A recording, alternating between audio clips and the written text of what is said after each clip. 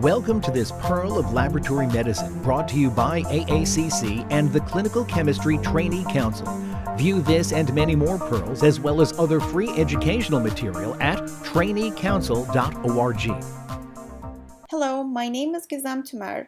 I'm an assistant professor in laboratory medicine and pathology and one of the medical directors of the HLA laboratory at the University of Minnesota. Welcome to this Pearl of Laboratory Medicine on HLA, basic terminology, and nomenclature. What is the definition of HLA or human leukocyte antigen? HLA refers to a gene complex that encodes the major histocompatibility complex MHC proteins in humans. In humans, MHC is named as HLA for human leukocyte antigens because these gene products were first described as proteins expressed on leukocytes. These proteins were causing agglutination reactions when leukocytes were incubated with serum from multiparous women or people that have been transfused, similar to the erythrocyte agglutination observed on APO typing assay. These proteins are cell surface glycoproteins expressed in almost all cells in the body. The HLA gene loci are located on the short arm of the chromosome 6. What are the characteristic features of HLA? HLA is highly polygenic, meaning that it is composed of many genes which broadly can be divided into three categories: Class 1, Class 2, and Class 3. HLA is also highly polymorphic. Polymorphism is a term that refers to the multiple variations of antigens or alleles. As an example, HLA B2705 versus B2708 are distinct alleles. HLA Class 1 and Class 2 antigens have the most highly polymorphic structural genes found in humans. This means that the sequence of amino acids in any given HLA molecule varies slightly from one person to the next. Literally, hundreds of different sequence variants are seen in the human population. This variation generates distinct HLA types and also causes an allograft rejection when tissues are transplanted. It also has many functions. In other words, it is pleiotropic. The main function is the distinction of self from non-self. T lymphocytes interact with peptide antigens when complementary determining region 3, CDR3, of the T cell receptor engages both the HLA molecule and the antigenic peptide present within the antigen binding groove of the HLA molecule. Normally, T cell receptors recognize foreign antigenic peptides presented on the HLA molecule, but not self-antigens. T cell receptors can recognize peptide antigens only if they're presented on particular MHC molecules, which is known as MHC restriction. Thus, MHC functions as a major player in the immune response, such as immune surveillance, vaccines, autoimmunity, and transplantation, with the orchestration of T cells, B cells, and macrophages. The MHC genes that act as transplantation antigens are referred to as classical HLA genes. The classical HLA class 1 genes, HLA A, B, and C, are expressed in most of the somatic cells in the body. Classical HLA class 2 genes, HLA-DR, DQ, and DP, are expressed on antigen-presenting cells such as B cells, activated T cells, macrophages, dendritic cells, and thymic epithelial cells. If interferon is present, other cell types can also express class 2 HLA molecules. The class 1 molecule is composed of one polypeptide chain and a beta-2 microglobulin chain, whereas the class 2 molecule has two polypeptide chains. Alpha-1 and alpha-2 domains form the peptide binding site for class 1. Alpha-1 and beta-1 domains form the peptide binding site for class 2. One important function of the class 1 molecule is to display peptides that result from the degradation of cytosolic proteins to the cell surface where they can be recognized by the CD8 positive T cells. CD8 binds to the alpha-3 region of the class 1 molecule and presents peptide antigens to CD8 positive T cells. HLA class II molecule displays peptides that result from the degradation of endocytosed proteins to the cell surface where they can be recognized by the CD4 positive T cells. CD4 binds to the beta 2 region of the class II molecule. Class 1 and class 2 molecules also differ in the number of amino acids that they can accommodate in the peptide binding groove. This cartoon image shows the structure of class 1 and class 2 molecules. The beta 2 microglobulin chain of the class 1 molecule is encoded by a gene on chromosome 15. The alpha polypeptide of the class 1 molecule is encoded by the class 1 genes. Class 1 and class 2 molecules are structurally and functionally different. The alpha chain has 5 domains.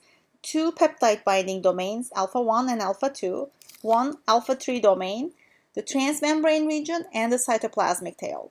The alpha 3 domain penetrates the cell membrane, whereas the beta 2 microglobulin does not. Alpha 1 and alpha 2 domains contain the majority of polymorphic regions conferring HLA antigen specificity, which are the outermost domains.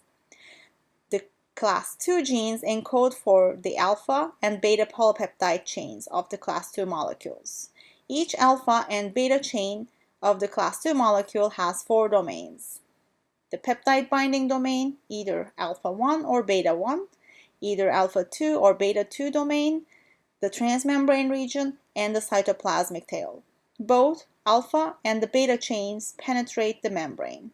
The extramembranous portion of each chain has 2 amino acid domains, of which the outermost domains contain the variable regions of the class 2 alleles. After this brief review of the HLA molecule, let's start understanding the historical nomenclature. Initially, serology was used to describe the polymorphism of the class 1 and class 2 loci. New HLA antigens were defined at the international workshops with extensive exchange of typing reagents between laboratories and HLA scientists exhaustively examining the reactivity of anti-sera, which were submitted as defining a particular specificity. When an HLA antigen was established as reproducibly defined, it was given a formal designation to be used by all laboratories, which consisted of a number preceded by a workshop W designation. When sufficient anti-sera were available for a particular specificity, and most laboratories in the world had gained experience in accurately defining the specificity, the W designation was removed from all loci. The W designation was also removed from the C locus alleles, but will remain part of the antigen nomenclature to avoid confusion with the complement factors in the most current nomenclature. What are the challenges of converting serologic typing into molecular typing? Due to the improvements in serologic techniques, some of the antigens defined as combinations of closely related antigens, which could be distinguished serologically. For example, HLA-B15 consists of 8 closely related specificities: HLA-B62, B63, B70, B71, B72, B75, B76, and B77. Serologic supertypes are the broad specificities, such as B15. Splits or subtypes are the finer specificities that comprise the supertype. For example, B62. As the splits were discovered, they were given number designations that again give no indication as to the supertype to which they belong to. For example, molecular B1512 is equivalent of HLA B76. The assigned numbers reflect the chronological order of discovery rather than a systematic numbering system. To the uninitiated, the HLA numbering system is not something that can be deduced by studying the designated numbers of the supertypes and subtypes. And to those who work in the field, it is something that must be learned. Now let's move on to learn more about the current HLA nomenclature. All HLA antigens are uniformly named starting with the locus, antigenic specificity, and molecularly typed allele group. The asterisk sign, which I abbreviate as star, indicates that the typing is performed by a molecular method, and the colon is a field separator. Now I will walk you through this example. A star 03 is a low-resolution typing by molecular method. In most cases, this is equivalent to the antigen. A star O3 colon O1 is the allele. And the first field, A star O3, refers to a group of alleles that encode for the A3 antigen. Second field, colon O1, refers to an allele, which encodes a unique HLA protein, A star O3 colon O1. Next, we will describe the third field designation. This third field refers to a synonymous mutation. This is a change in the DNA sequence that codes for amino acids in a protein sequence but does not change the encoded protein. A star O3 colon O1 colon O1 versus A star O3 colon O1 colon O2 difference is due to a synonymous or silent mutation. The fourth field is reserved for non-coding regions. Finally, expression modifiers follow after the fourth field. An example includes null alleles, which are not expressed, are noted as capital N. We finished discussing the nomenclature. Now let's learn about a few common serologic terms utilized to identify the HLA antibodies and define their serum reactivity. Epitope, or antigenic determinant, is the minimum structural unit composed of a few amino acids in the HLA antigen that can be recognized by B or T cell receptors. Private epitopes are present only on a single gene product, such as HLA-A2. Public epitopes refer to epitopes that are shared by more than one HLA antigen. HLA antibodies will show reactivity with the antigens that contains the public epitope. Cross-reactive groups, or CREGs, are basically a group of antigens that share a public epitope, as demonstrated by the ability of a specific antibody to react with all of them. HLA is an important barrier for hematopoietic stem cell, or HPC, transplantation. Therefore, HLA matching and compatibility between the donor and the recipient is required for a successful HPC transplantation. HLA antigens also have a role in graft versus host disease, or GVHD, a potentially serious complication of allogeneic stem cell transplantation. GVHD occurs when donor T cells react to host antigens on antigen-presenting cells and attack host tissues with sequential activation of donor T cells and monocytes or macrophages. In solid organ transplantation, HLA antibodies play an important role and HLA matching is not as important.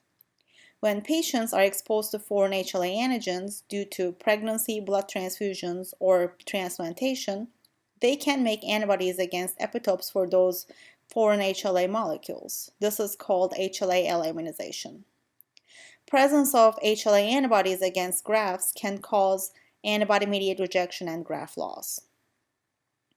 HLA-L immunization can also cause platelet refractoriness. This condition creates difficulty in finding compatible platelet units, especially in transfusion-dependent HPC transplant patients. In platelet refractoriness, HLA class I antibodies, especially antibodies against HLA-A and HLA-B, play an important role.